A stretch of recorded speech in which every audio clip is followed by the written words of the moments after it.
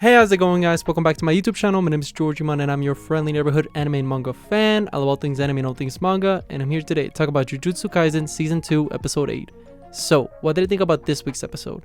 To be honest, I thought this week's episode was awesome. I thought it did a really good job at splitting the narrative in different points of view where, in one part of the episode we get to see Juji and Mei, dealing with some curses running around in the city.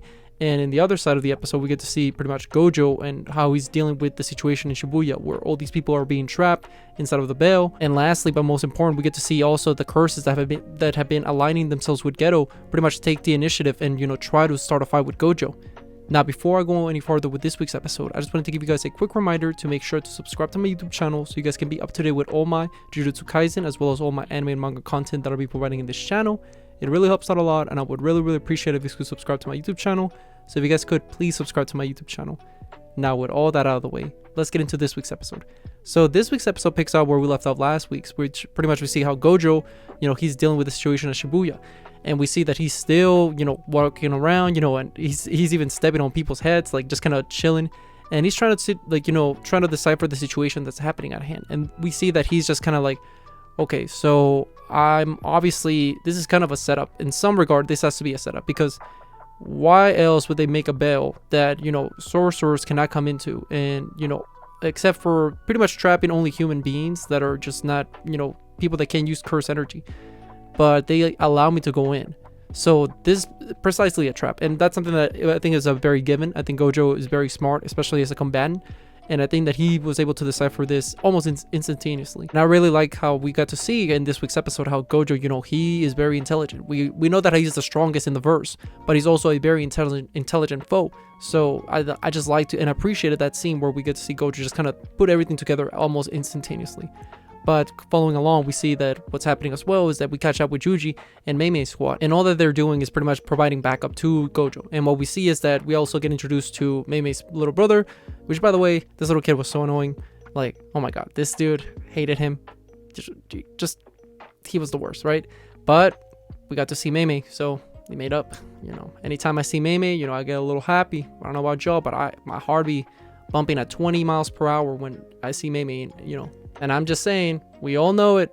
Mei, she is the only real gothic chick in that show, okay? Just saying.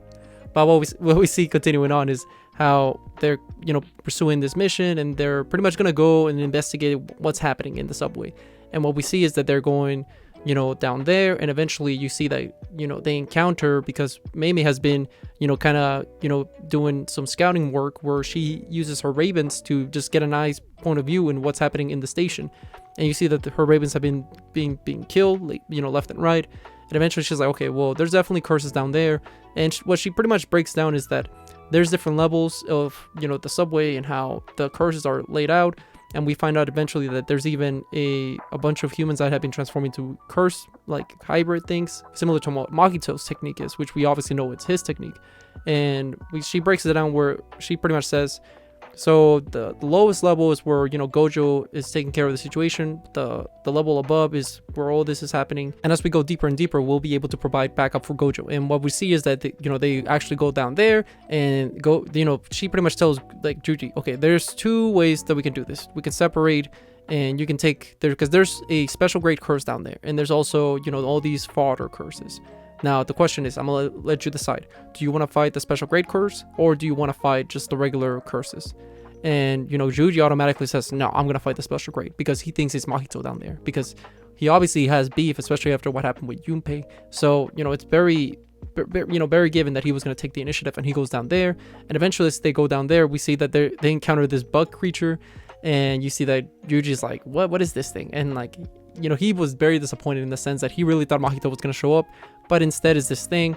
And this thing is like, my sole duty is to protect this veil, and as long as I protect the veil, I'm doing my mission, and that's all I care about. And Juji just, like, they have a little back and forward, they fight. Juji just, like, wipes the floor with this guy. Apparently he was the locust curse or something like that, so whatever. He called him a grasshopper. I thought that was funny. But this whole situation, this dude just gets outmatched easily. Like, it's not even a contest. Like, this guy gets demolished. And as the episode keeps going, we eventually cut back to Gojo and the curses, and they just pretty much, they're talking crap to each other. And Yugo is like, we're gonna defeat you, you're done for. Like, and they pretty much say the reason we brought you down here is because down here we got all these civilians, and I know we can just harm them and you won't be able to do anything about it. And Gojo's like, you guys are smarter than I thought. So, but you're just making excuses, because even if you lose, you're gonna be like, oh, whatever. And Gojo's just trash talking them. And you're like, you guys are nothing. You guys are fodder. Like, to him, I don't blame him, because he is the strongest after all. And while all that is happening, we also cut back to pretty much what Juji and Mei and their squad been doing. And you see after Juji defeats that locust curse, there was like a nail in the floor, and he destroys that nail, and that was part of a bell. Like, that was what was enhancing the bell, I believe. And if I remember correctly, this kind of item was what Mekamaru had when they killed him. So I'm assuming that that's the item that, Geto grabbed once, Mekamaru was defeated, and why not? So what happens after that is that we cut back to what Gojo and the curses are doing, and, we just see the curses just start wreaking havoc. We see, Nanami and, Yugo and Chuzo, I believe that's the guy's name. They start just like, killing innocent civilians, and Yugo is going on a field trip. Like, my man is just burning anything he sees, and he's just like, haha, like, you're defeated, Gojo, you're done for. And as he's just killing people left and right. Eventually you see that Nanami and him, they even team up and they attack Gojo at the same time. And the funny part was when there were these two special great curses that probably remember in the previous arcs, we see that Nanami specifically in the festival, the tournament arc, how everybody was struggling just to even defeat Nanami.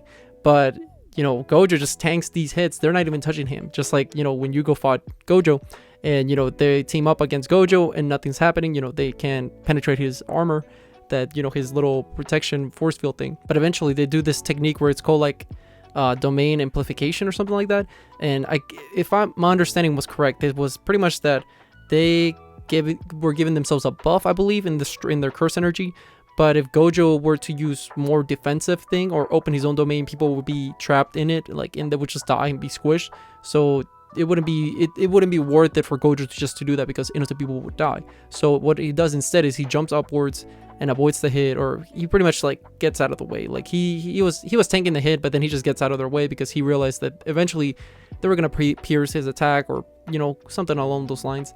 And what happens is Gojo just stands on top. So then we cut back to a flashback of Geto talking to Yugo, and what he pretty much explains to Yugo is like, listen, all I need you guys to do is to stall Gojo for 20 minutes. If you guys are able to stall him for 20 minutes, I shall be able to trap him in the imprisonment curse, like the whole domain or whatever thing that he's thinking about sealing Gojo away. He should be able to if they give him 20 minutes. So now that's the reason, I believe that's the reason why we keep seeing all these timestamps throughout the episode. I think it's because they're counting down to when they're going to seal Gojo, or when they're going to attempt to seal Gojo. No, I don't know if it's going to work or not.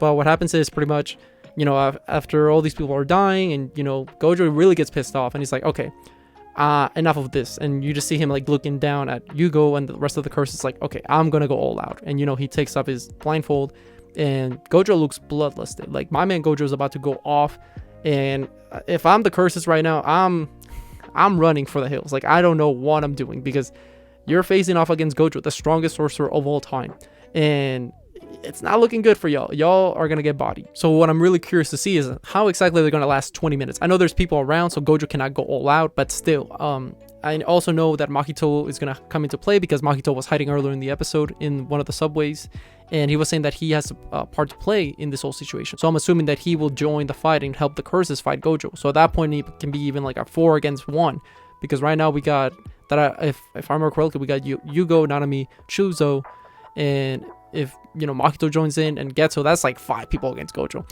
Which, by the way, even if they all team up, I know they would get bodied, absolutely. But it also makes you question, like, if this imprisonment thing does not work, then they're done for. Like, pretty much all the villains in the verse, they're just gonna get bodied by one guy. And I think that's just hilarious. I think that's a really funny thing. So I'm really excited to see how this plays out, because he's been plotting this entire plan since the beginning of the show. So I'm very curious to see how this plays out going forward in the show. But with all that being said, what did you guys think about this week's episode? Did you guys love it? Did you guys hate it? Did you guys think it was alright? Whatever you guys thought, let me know in the comment section down below. Also, thank you so much for sticking all the way to the end of the video. I really appreciate it. And don't forget to like, comment, and subscribe to my YouTube channel for more Jujutsu Kaisen, as well as more anime and manga content in the near future. But yeah, with that being said, I hope you guys have a great rest of your day. Bye bye.